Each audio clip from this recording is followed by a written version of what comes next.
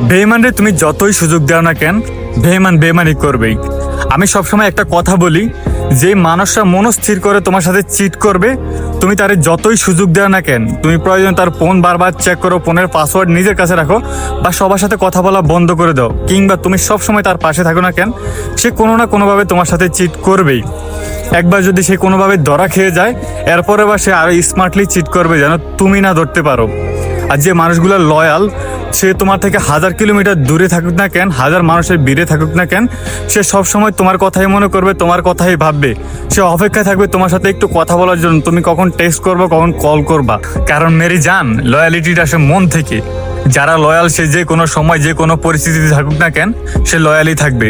আর যারা চিট করে বেইমান, তাদেরকে যতবারই সুযোগ দেয় না কেন, সে ততবারই তোমার সাথে চিট করবে, বেইমানি করবে। তাই জীবনে চলার ক্ষেত্রে লয়াল আর চিটারের মধ্যে পার্থক্য বোঝাটা খুব বেশি জরুরি। যার জীবনে একজন চিটার বেইমান আসছে, তার জীবনটা পুরো নষ্ট করে দিয়ে গেছে।